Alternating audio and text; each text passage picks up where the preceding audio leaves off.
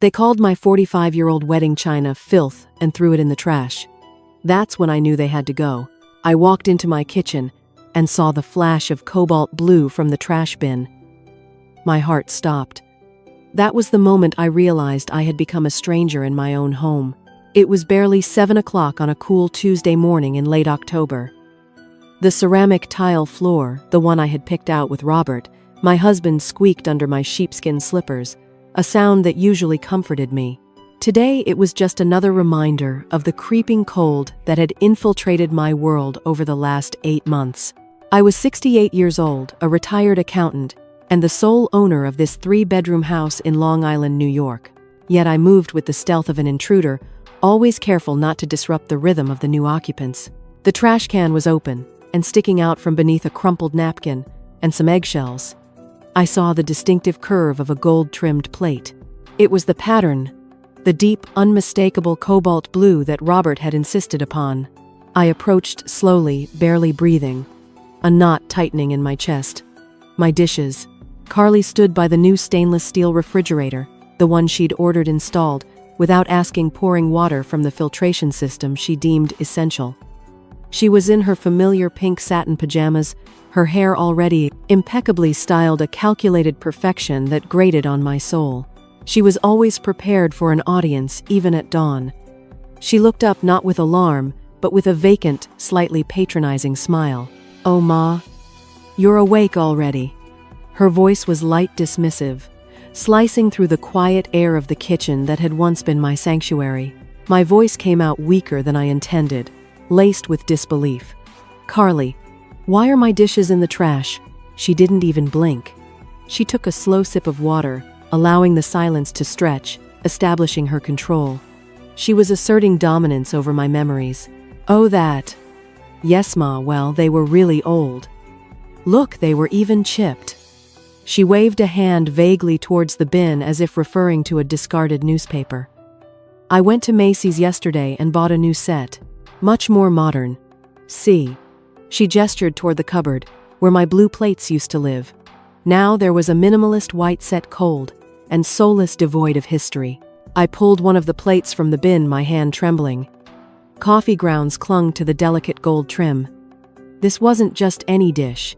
This was the blue porcelain dinnerware Robert had given me on our wedding day 45 years ago. The one we ate our first married breakfast on.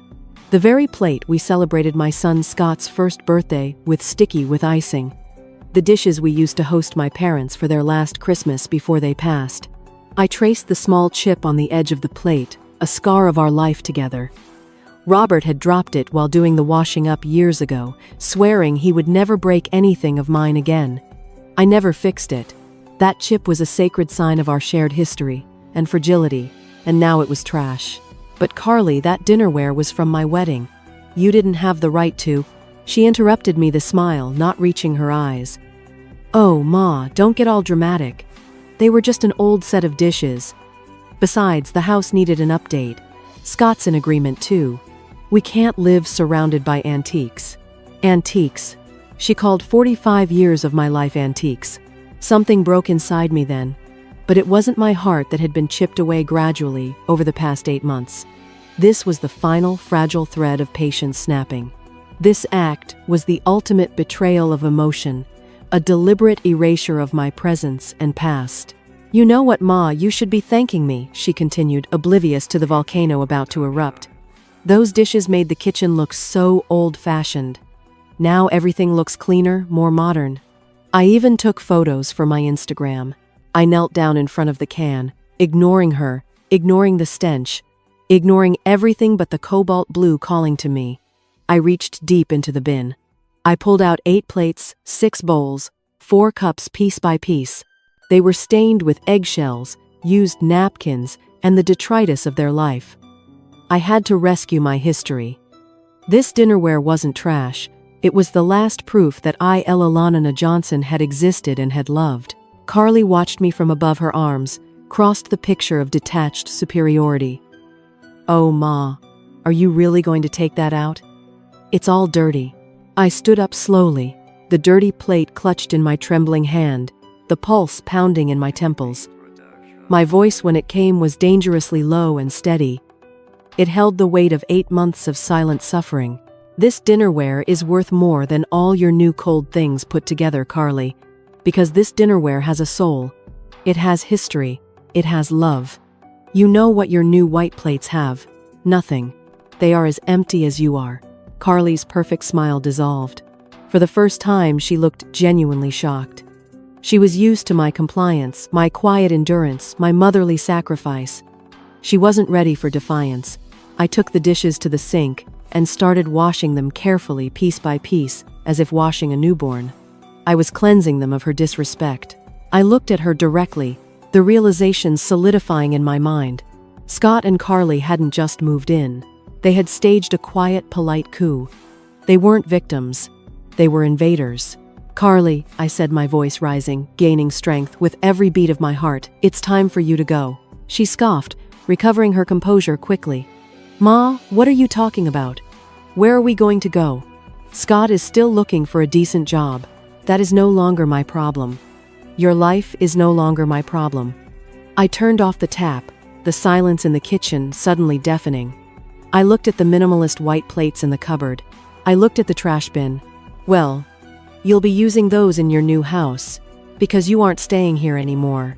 I heard her gasp. It was the gasp of someone who had just lost control. I dried the precious salvaged pieces and gently placed them in a cardboard box, tucking them away, like sleeping children. I had drawn the line in the sand, not with words, but with an act of retrieval. I knew this had just become a war, and I didn't plan on losing. But to win, I first had to understand how a retired accountant like me lost her house. I lost control of my house the moment I confused love with allowing abuse. It was like sand slipping through my fingers.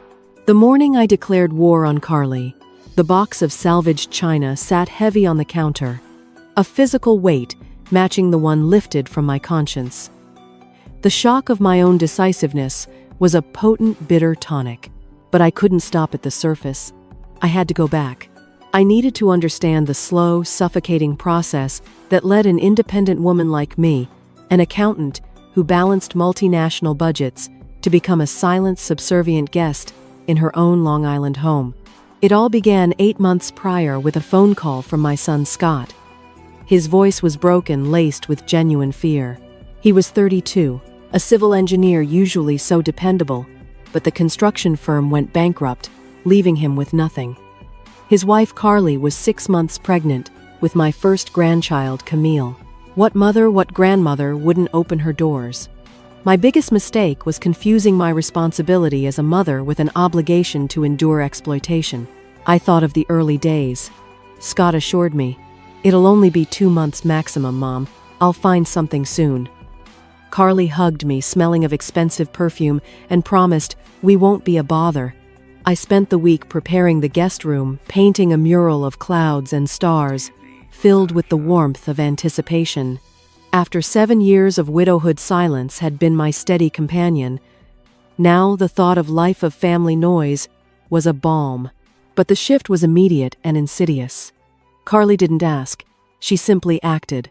The beige linen curtains Robert and I bought on our trip to Maine were the first to go. I returned from the supermarket one Tuesday afternoon, the local farmer's market bag heavy with fresh produce, and found the living room shrouded in darkness. In their place hung heavy dark gray drapes that sucked the light out of the room, making it feel like a perpetual funeral parlor. "Oh, Ma, the others were so faded," Carly announced, as if presenting a civic improvement. "I bought these on sale, much chicer." Then came the furniture. The mahogany bookshelf I inherited from my grandmother, the one filled with Robert's first editions, was declared clutter. The sideboard where I proudly displayed my tiny collection of Steuben glass was deemed too old-fashioned. One Saturday, without consultation, I found everything piled in the hallway. Carly, with a tape measure, informed me she had hired a guy to help take the pieces down to the damp basement. "With the baby, Ma, we need space. I'm going to put the playpen here and a rocker there. Doesn't that sound perfect?" She wasn't asking me. She was informing me of an eviction notice for my inanimate memories. I watched helplessly as my sentimental treasures, pieces imbued with 4 decades of life, were carried down the stairs to the humidity and darkness, banished simply because they didn't fit Carly's minimalist aesthetic. I was losing control of my house, one piece of furniture at a time. The emotional encroachment followed swiftly. Carly constantly played loud thumping hip-hop music, claiming, "The baby needs stimulation, Ma." I read it in a book. When I gently asked her to lower the volume so I could read, she would sigh dramatically, making me feel like the bitter, outdated old woman she believed me to be. The ultimate betrayal of space came during the 5th month, disguised as maternal necessity. Carly's mother, Mrs. Evelyn, arrived unannounced for a 2-week stay. Mrs. Evelyn was the catalyst, the spark that turned subtle disrespect into outright invasion. I overheard their conversations from the kitchen, where I was washing up the dishes they'd left dirty. "Honey, why don't you ask your mother-in-law to give you the master bedroom? Your room is too small for the baby," Mrs. Evelyn whispered loudly. "What does she need all that space for? Besides, when you lend your house, you should do it completely right." When Mrs. Evelyn finally left, she left Carly emboldened. The next month, with Scott back working a low-paying part-time job, Carly cornered me, holding my newborn granddaughter Camille as a shield. "Ma, our room is too small for the 3 of us. The baby cries at night. I need you to give me the master bedroom. My room. The one Robert and I shared for 35 years. The one that still held the scent of his Old Spice aftershave, faint but real, in the back of the closet. Carly, that room holds so many memories for me. It's where..." She cut me off with the ultimate weapon of guilt. "Ma, think about your granddaughter. Are you really going to deny this baby a comfortable space? You are alone. I have to take care of a newborn. What's more important, how do you argue against the well-being of your own flesh and blood, a tiny, perfect creature?" I couldn't. I was paralyzed by my love for Camille and my fear of pushing Scott away. 5 days later, I was sleeping in the cramped guest room, now designated my room, surrounded by my boxed-up memories. The last insult to my personal space came soon after my sewing room. That sacred space where I spent quiet afternoons repairing clothes on the Singer machine I inherited from my mother. It was my only creative outlet, my quiet escape. "We need a playroom for when Camille grows up," Ma, Carly declared. "Your workshop can wait, right?" I packed my machines, my fabrics, and my patterns, taking everything down to the damp basement, joining my grandmother's mahogany sideboard. I felt a profound sense of humiliation and loss. I was 68 years old, the owner of this deed, yet I was tiptoeing around my own home asking permission to simply exist. And where was Scott in all this? He was the Neville Chamberlain of my house, always seeking peace, avoiding confrontation. When I tried to voice my distress, he would retreat, citing his 2 jobs and fatigue, ending every conversation with the same maddening phrase, "Mom, she just wants what's best for Camille. You want that too, right?" Scott was my flesh and blood, but his imperfect love and silent complicity hurt more than Carly's outright hostility. My house had become a metaphor for my life, cluttered, chaotic, and completely controlled by someone else's agenda. I sat on the edge of my new small bed one night, staring at the empty space where my life used to be. The love I felt for my family had become a tool for my own destruction. I knew this state of affairs couldn't continue. I kept telling myself I was enduring this for my family. But the truth was, I was just drowning. I hadn't imagined how far they would go until I decided to check my bank statement and saw a charge for $1,850 at Macy's. I kept telling myself I was enduring this for my family. But the truth was, I was just drowning. I hadn't imagined how far they would go until I decided to check my bank statement and saw a charge for $1,850 at Macy's. Tuyệt vời, tôi đã duyệt. Chương 2 và sẽ tiếp tục viết. Chương 3 với mục tiêu 900 từ đảm bảo tính liền mạch cảm xúc sâu sắc và khai thác triệt để cảm xúc, bức xúc, phẫn nộ theo yêu cầu. A Chapter 3. The twist of financial fraud and the test of loyalty. The dishes were a crime of disrespect. The $3,400 was a crime of theft. One charge exposed the entire web of lies. The single number on my bank statement, $1,850, glowed menacingly on my laptop screen. It was a charge at Macy's, exactly the amount Carly had boasted about spending on her modern china. I was sitting at the tiny desk, in what was now my small bedroom, the one that used to be the guest room. It was 3:00 a.m. The house was finally quiet, bathed in the eerie light of the digital display. The discovery was a blinding realization. Carly hadn't just disrespected me. She had stolen from me. The dishes were an insult to my memory. This was an assault on my 40 years of hard-earned savings. I immediately retrieved my green folder, the one labeled Important Documents, where I kept my records from decades as an accountant.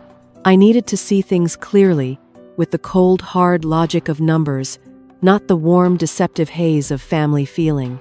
I started adding up my expenses over the past 8 months. Electricity consumption had tripled, $1,700 a month, $15,000 total. Carly needed the central air conditioning on constantly for Camille. Water bills soared $5,000 because Carly insisted on showering twice a day and doing separate small loads of laundry daily because she didn't want to mix the baby's clothes with anything else. Groceries over $11,000, covering expensive organic brands and specialty items I never bought for myself. The total cost of my motherly support was staggering, over $142,000 in 8 months, all paid from my retirement fund. Scott's sporadic contributions amounted to less than $2,500, but the true poison was the unauthorized charges. I checked my full credit card statement. The Macy's charge was there, of course, but it wasn't the end. $320 at H&M, clearly for Carly's fashionable maternity clothes. $180 at Sephora for expensive makeup. Another $600 at DSW and Home Depot combined. My fingers traced the names on the statement, Macy's, Sephora, H&M. It all added up to $3,400 that Carly had charged without my permission. She hadn't just used the card. She had stolen it from my desk drawer in the master bedroom, which was now her room. I felt a volcanic surge of rage, cold and absolute. This wasn't just a lapse in judgment. This was a sustained campaign of theft and manipulation. Why hadn't I noticed? Because I trusted. Because in the American family code I grew up with, you didn't check your own flesh and blood spending.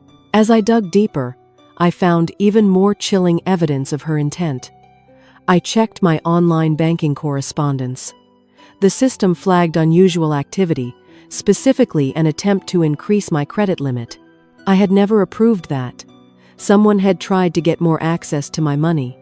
Then I saw several email notifications from the bank, all marked as red, and moved directly to the trash folder, bypassing my inbox entirely. Carly had intercepted my communications. She was ensuring I wouldn't receive the alerts that would expose her increasing greed. I sat there, the weight of the papers scattered around me, the numbers screaming the truth. Scott and Carly weren't here to save money. They were here to use me as a personal piggy bank until they bled my account dry. But before taking the final irreversible step, contacting my niece, the lawyer, I needed to remove the last sliver of doubt, the last excuse of family guilt. I needed a final, brutal confirmation of their true regard for me. The next morning, Thursday, I staged my scene. Scott had left for his part-time job. Carly was lounging on the living room sofa, watching videos on her phone. I approached, slowly leaning heavily against the doorframe, laboring my breath. "Carly," I managed, my voice strained and weak. She barely looked up from her screen. "What is it?"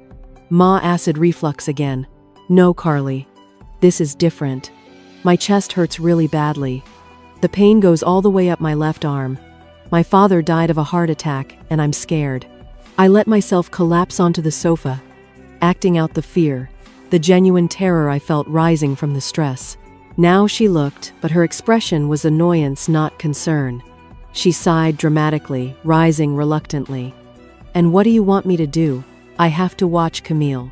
Please, can you call Mrs. Rodriguez? Or can you just take me? I really feel very ill." Carly checked her phone, making a face of deep irritation.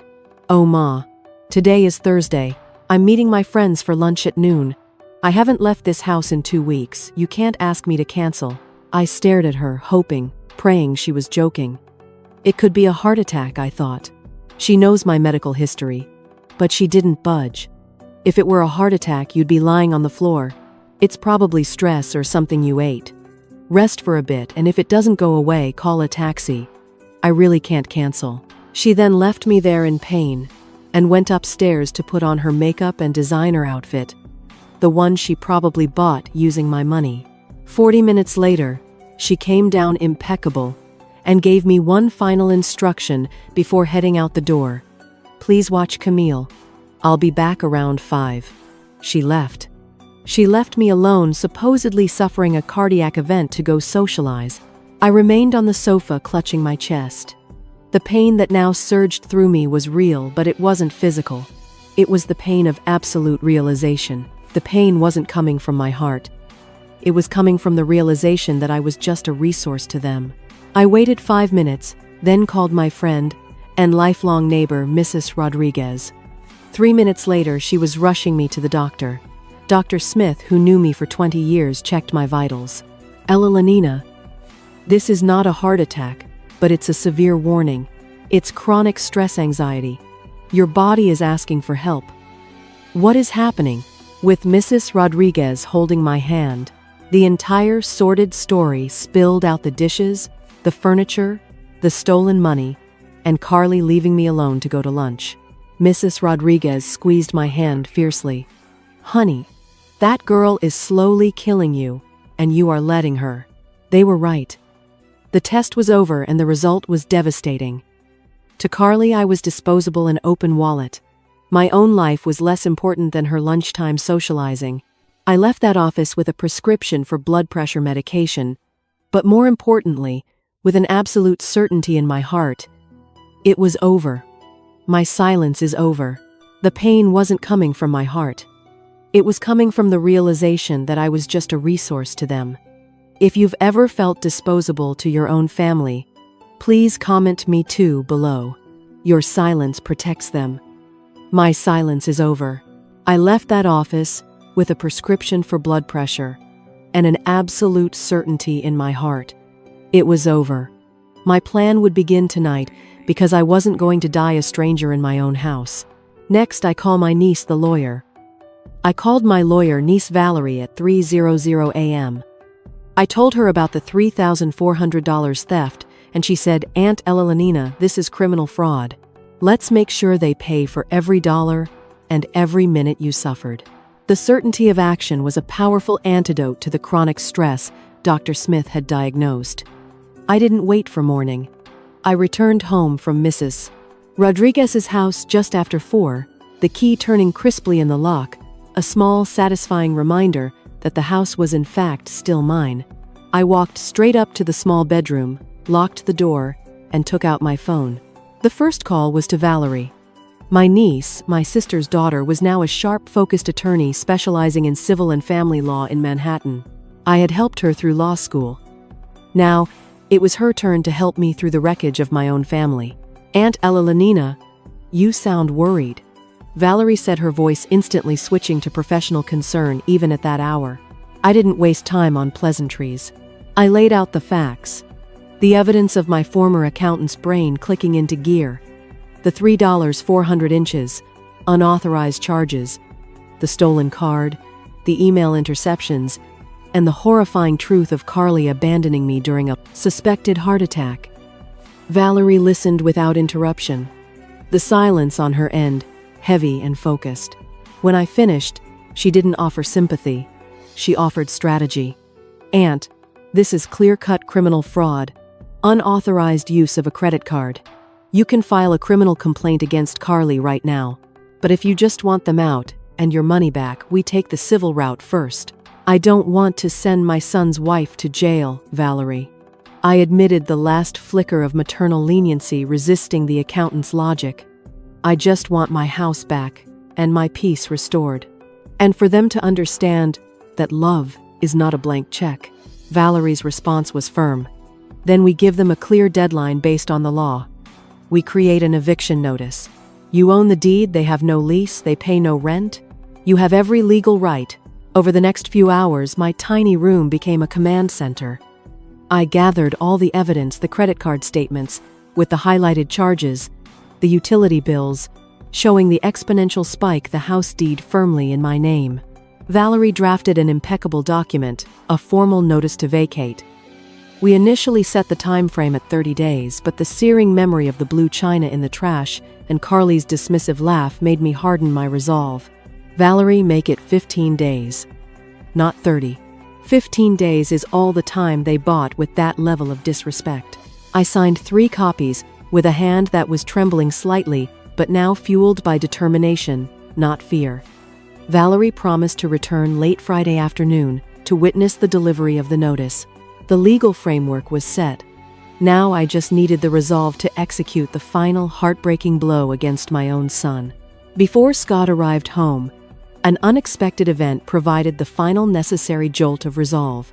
I was upstairs in my small room checking the window when I heard Scott and Carly talking quietly in the garden next to the small stone fountain Robert installed years ago. The wind carried fragments of their conversation clearly up to me. "Sweetheart, just 6 more months, and we'll have enough for the $20,000 down payment," Carly was saying. Scott sounded uneasy. "Are you sure Mom has been acting weird lately? Maybe we should look for something sooner." Carly's reply was sharp, dismissive. "Your mom is pure drama. As long as she has Camille nearby, she won't do anything. We have her eating out of our hand. Why pay $1,100 a month in rent when we can save here? In 6 months we walk away with $20,000 cash." My blood ran cold. 6 more months, $20,000. They weren't saving to leave. They were using my generosity as a financial ladder, calculating my maternal weakness precisely. And Scott, he didn't object. He just stayed silent. That silence, that complicit, cowardly silence, told me everything I needed to know about my son's role in this entire scheme. I didn't wait for Valerie. I went downstairs and walked into the garden. My voice was icy, commanding, cutting through the autumn air. "I need both of you to come to the living room now." They froze. Scott turned, surprised by my early arrival and my tone. We went inside. I remained standing, placing the stack of legal papers onto the coffee table. Carly, still carrying Camille, picked one up, her eyes scanning the lines. Her face went from confusion to utter horror as she read notice of eviction. Scott snatched the document. "Mom, an eviction? What is this?" His voice broke. "You have 15 days to find somewhere to live." I stated, my voice steady, betraying none of the turmoil inside. "But why? What did we do?" Carly stood up, incredulous. "Are you really going to ask me that, Carly?" I didn't raise my voice.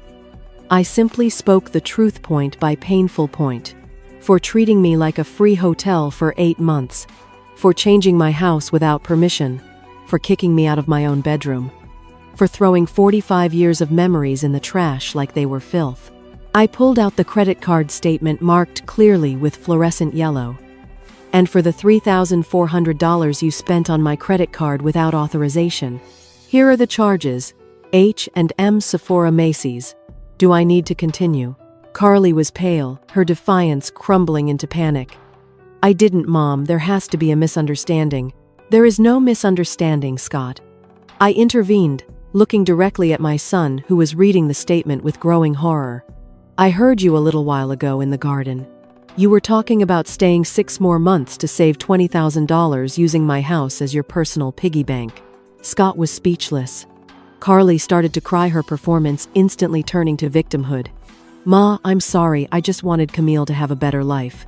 And you were going to achieve that by stealing from me, by using my granddaughter as a shield whenever it suited you. Family respects one another. Carly, family is grateful. Family doesn't throw 45 years of memories in the trash." Scott finally stood up, his face etched with shame.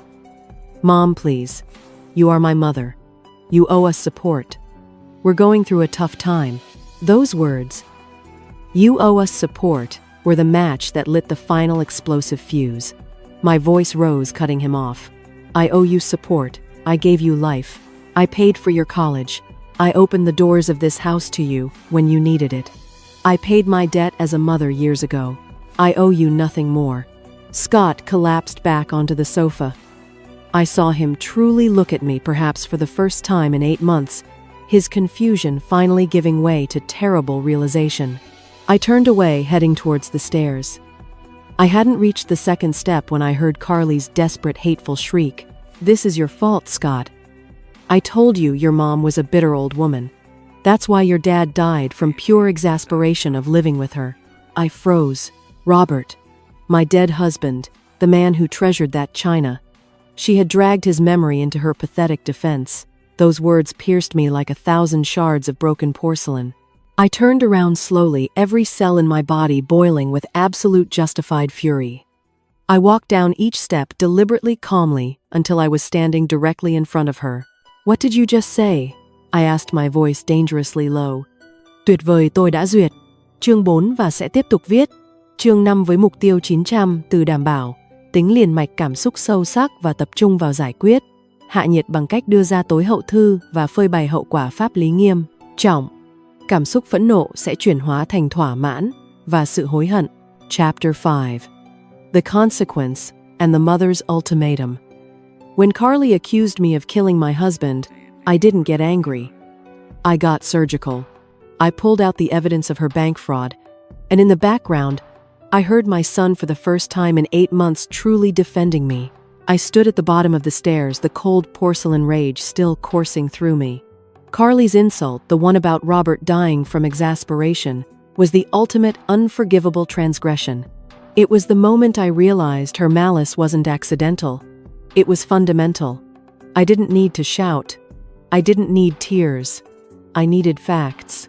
"Repeat it," I said, my voice dangerously steady. "Tell me again why my husband died." Carly swallowed hard, her face draining of color, as she finally grasped the gravity of her words.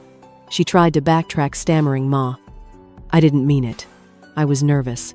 Scott tried to intervene, guilt warring with fear on his face. "Mom, please. Carly is nervous." "No," I cut him off, my eyes locked onto hers. "She isn't nervous. She's cornered. And when she's cornered, she attacks the dead." I took 2 steps toward the dining room desk, my hand reaching for the final folder, the one that contained not charges, but proof of conspiracy. "You want to talk about ugly things, Carly?" I continued, retrieving the documents. "Let's talk about why you called the bank to secretly increase my credit limit." I spread the papers on the table. They weren't just bank statements. They were screenshots of my email trash folder and a printout of the landline's call history, obtained with Valerie's guidance. "See these calls marked in red." I pointed to a sequence of 32 calls over 3 months, all directed to my bank's customer service line. I received an email from the bank 2 weeks ago, asking if I had authorized a credit limit increase. I never did. But someone called pretending to be me, and the bank, after some difficulty, has those calls recorded. I then showed the email screenshot. "You also intercepted my email, didn't you? The bank's limit increase notification."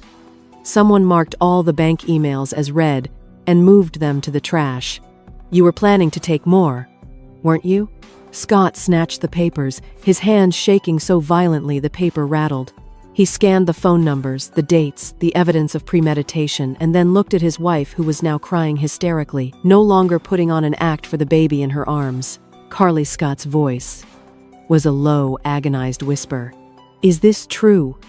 Did you try to steal more? Did you interfere with her bank?" Carly's sobbing reply confirmed the worst. "It's not stealing. She has plenty of money. She lives alone in this huge house, collecting her pension. Why does she need so much? We have a baby." And that Scott shouted, the sudden burst of volume startling Camille into a frightened cry. "Gives you the right to commit fraud. My mom told me when someone lends their house, it's her obligation. Your mom is selfish." The scene had devolved into a raw, painful confrontation between them. Carly clung to the victim narrative, blaming my supposed wealth, while Scott was finally confronting the toxic reality of his wife's actions. I let them argue for a full minute, watching my son break beneath the weight of his realization.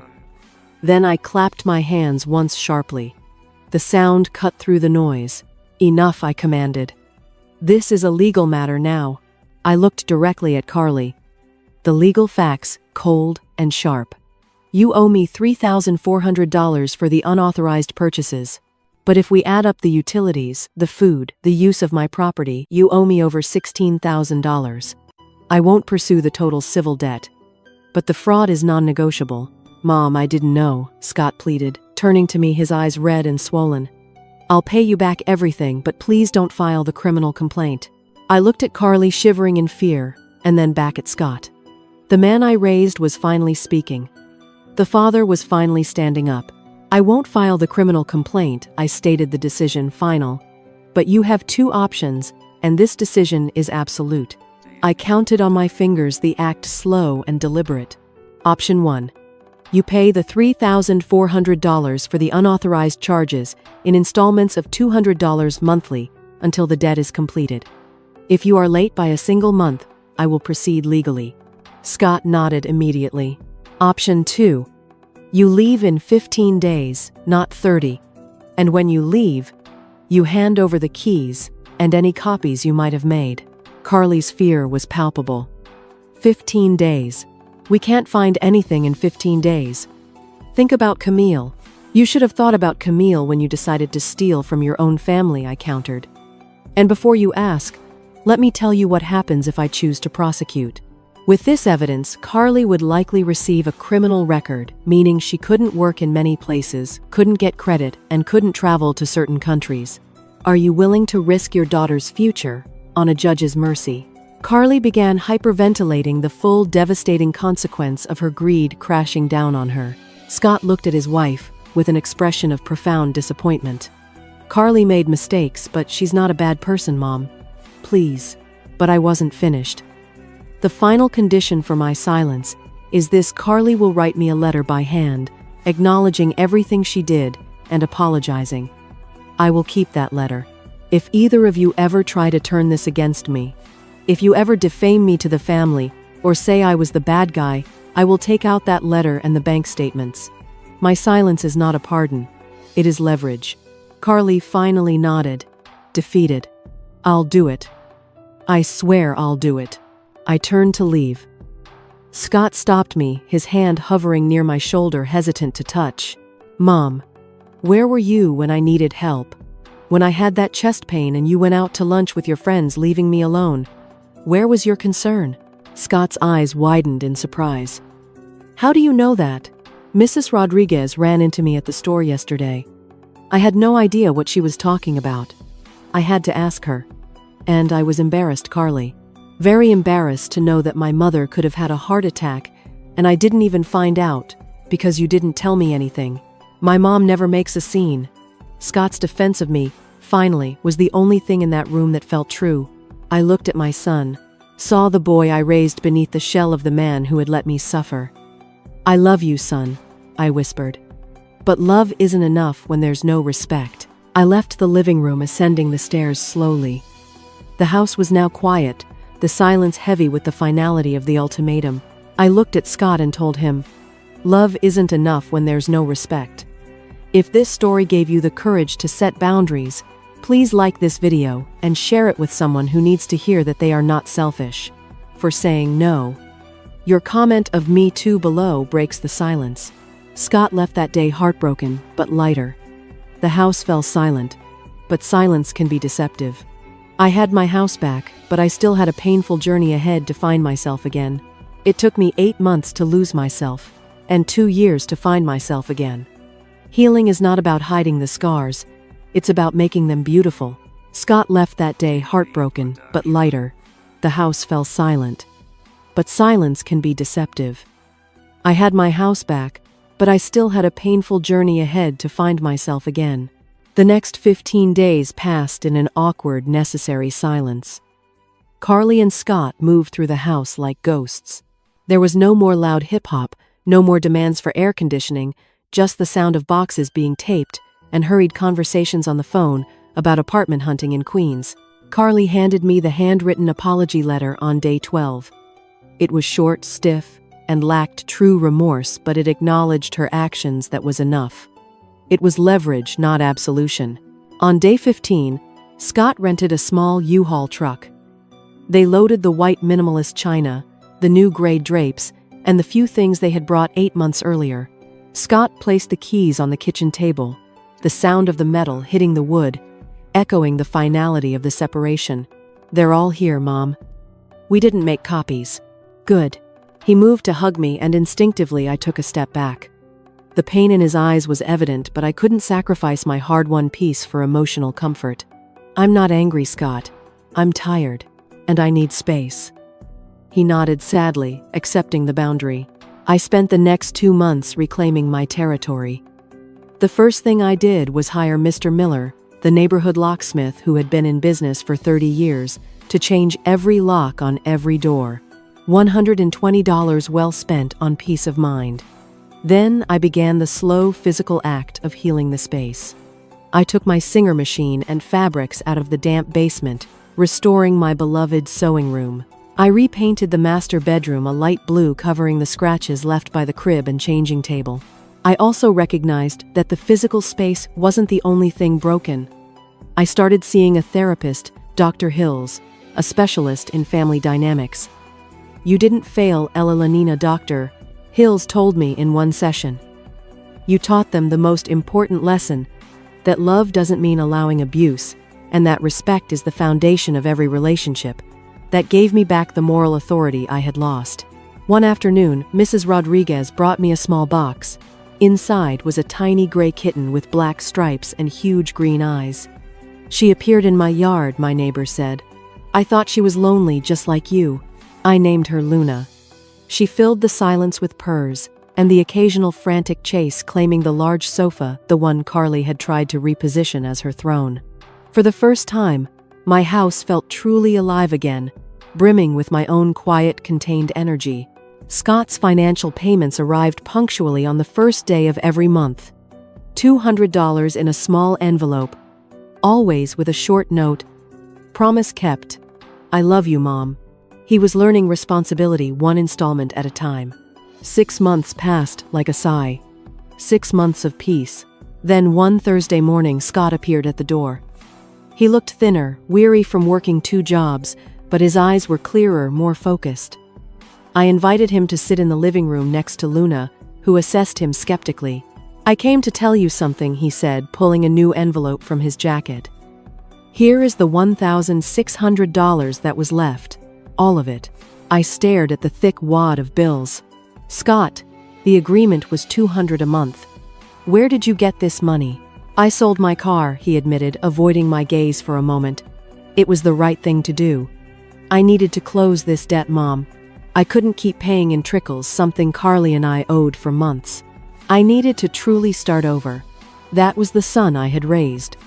The responsible man, the one who owned his mistakes. He shared more. Carly had found a job, and he was working 2 jobs, one as an engineer, one at a construction site, to pay the $1,100 monthly rent for their small apartment in Queens. "We're tired, Mom. Very tired. But we are learning." Then he looked at me, his eyes pleading. "Give me permission to visit you once a month. Have a coffee. Talk. Just reconnect as mother and son." I looked at him then, at the envelope full of money, proof of his sacrifice and change. I saw the boy beneath the man again. I stood up and pulled him into a hug, the first genuine embrace since he moved out. He hugged me back, tears falling onto my shoulder. "I love you, Mom." "I love you too, son," I replied. "Always, but now with boundaries."